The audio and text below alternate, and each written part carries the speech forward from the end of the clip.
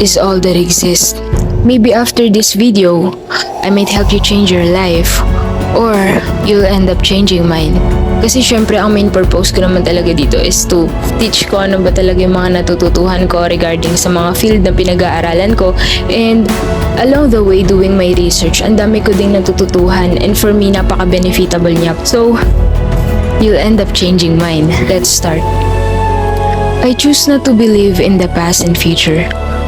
Worrying about what's ahead or what we called future can create unnecessary pressure, while holding on to what's behind, which is the past, keep us stuck. So dito na papasok ko yung nakita ko somewhere sa Facebook na post siya na 12 powerful universal laws. And yung pinaka nakakot talaga dun ng attention ko is what we called the law of presence. Law of presence. I do not believe in past and future. I do not believe in the dates and the deadlines. What? Dito lang dito sa idea lang na to But I do believe that we have this countless and unlimited loops of present time. Endless cycle of eternal present. This time papasok na tayo sa concept ng quantum field theory and mechanics and physics. You know guys, napakahirap niyang i-relate doon, but please bear with me. I'll do my best, okay? Kung sa field ng biology, ang fundamental units of life natin ay tinatawag na cell. Within those cells, or dun sa pinaka ng cell na yun, is made out of molecule that composed of what we called atom. Sa quantum physics, everything is made out of atom. Kung nare-recall natin siya, from grade school, elementary, junior high, ito yung gas, solid, and liquid particles. Ayun yung states and properties niya. Pero ang pinaka-definition talaga ng atom is basic building block of matter. So, ibig sabihin, everything we see, we hear, we taste, we smell, we touch, and we observe here in the universe are all made of atom. So, doon naman sa article na nabasa ko, this particle already exists in a state where they could be many things at once. Let's go deeper pa. Double slit experiment. Alam to ng mga STEM students. Okay. So, dito sa double slit experiment, isa siyang experiment sa physics kung saan pinapadaan yung maliliit na particle like photons, light, or electron sa harang ng dalawang makitid na butas, which is what we called slits.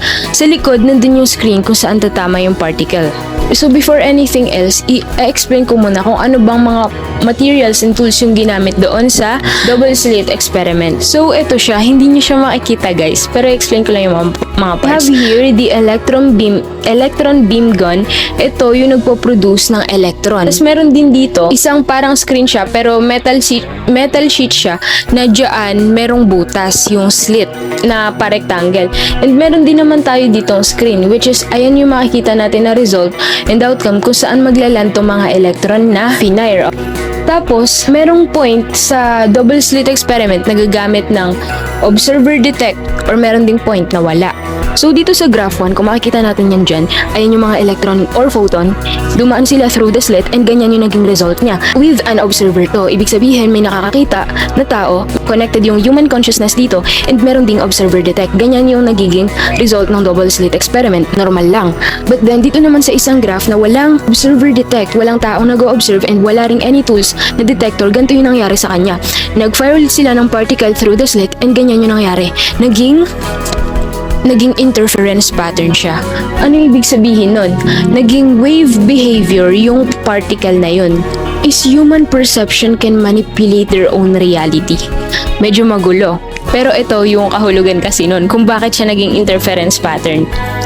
Quantum mechanics is so strange. Possibilities exist all at once until we measure them, until we observe them. So, ibig sabihin,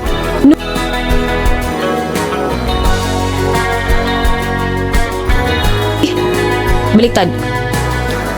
Ayo, tama lang. Pero nung walang observer, etong mga particles na to is humahanap na sila, in-explore na nila yung ibang mga possible ways kahit hindi pa siya talaga nangyayari. They exploring all possible paths all at once. And ayun na nga yung sinabi ni Louis de Broglie. He's a French physicist. Everything is exploring all possible paths all at once. Ibig sabihin nito sa reality, kahit gaano pa ka-complicated yung gusto nating marating or gusto nating maging destination natin, gusto nating mangyari sa buhay natin, it is all existing ngayon pa lang. All we need to do is to do the action. Para mas ma-elaborate pa natin siya, yung sa usapan ng double slit experiment, dun sa mga particles na yun, i-apply naman natin yung Schrödinger's cat. Sa Schrödinger's cat naman, noong 1935, ang physicist na si Erwin Schrödinger, nakaisip siya ng experiment na gusto niya gumawa na naman ng related sa quantum physics, pero dun na sa bagay ng malaki, macroscopic objects tulad ng pusa. So dito, makikita natin na merong pusa, merong detector, may radioactive atom. Ibig sabihin, pag nag-decay tong atom na to, ma-detect siya ng detector, tapos matitrigger yung hammer. Ibig sabihin, mababasag yung poison bottle na nagko-consist ng fumes, tapos mamamatay yung pusa. Pero kapag hindi naman nag-decay si atom, mabubuhay pa rin yung pusa. So ibig sabihin ng Schrödinger's cat, napakarami ng possibilities na pwedeng mangyari. May dalawang possibilities dun. Pwedeng patay yung pusa, pwedeng hindi. So, ganun din in real life. Without us observing the result, hindi natin malalaman kung ano talaga magiging outcome niya. But all we know is may dalawang possibility na mangyayari. But if we simply made an action na inopen yung box na yun, makikita natin kung buhay ba or patay yung pusa. So, ganito din in real life, hindi mo ma-determine yung mangyayari sa future not unless you work on your present moment. Hindi mo rin magagawa yung mga nangyari from your past not unless you were the present moment. Dito na papasok si Louis Maupertuis. In the 18th century, he proposed the principle of least action. Ibig sabihin nito, there's a path na may physical system na minimize niya yung action. Ngayon naman, pag-uusapan natin, how can we minimize the action? So, lahat tayo mga tao, nabuhay tayo in a very unique way wherein out of these 8 billions of people, wala tayong kapareho. Maybe ka-identical, oo, pero wala talaga tayong kapareho. We are unique sa mga bagay na passion natin, skills, capabilities, yung mga talent, yung mga gifts, yung mga desires, and mga inspiration natin iba-iba. And that will make us distinct sa ibang mga mammals because we are spiritual beings. So ano ibig sabihin niya? Diba iba-iba tayo ng skills, iba-iba tayo ng passion and such? I do not believe in fate. I do not believe in destiny. I do believe that the right methods are the ones that resonates.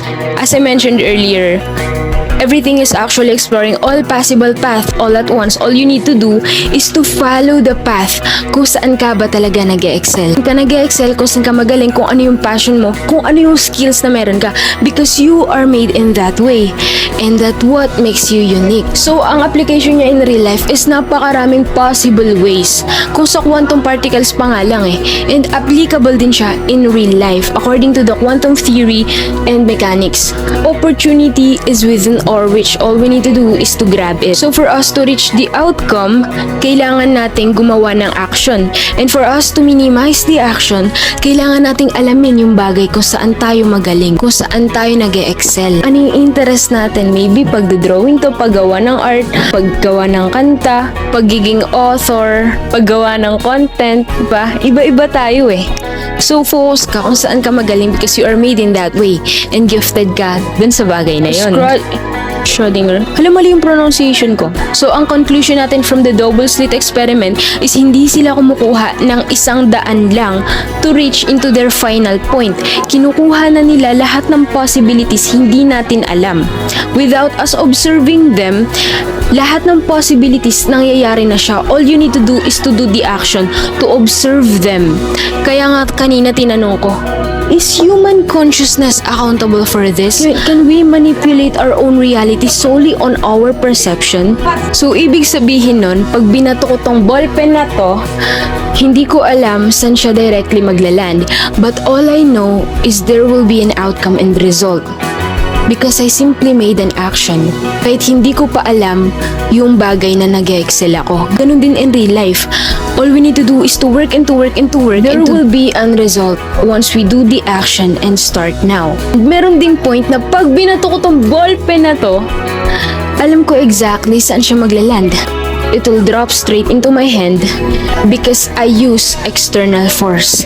And ayun yung bagay na nag-e-excel ako.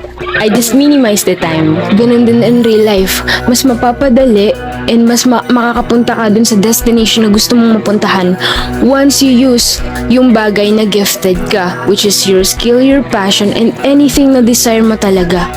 Be authentic, follow your heart, huwag mo hayaang tumigas to. So, ang conclusion ko dito ay may mga mahahabang paths and meron din namang mga short possible routes. And then in this demo, they don't really have a precise trajectory. Instead, they explore all possible paths all at once.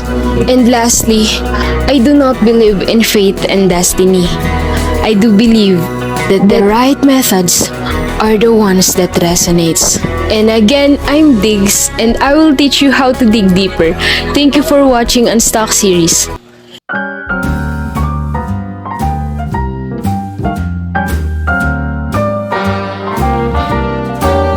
A little different than all the rest. So once again, you are the energy. Decide where to flow. Unstuck series.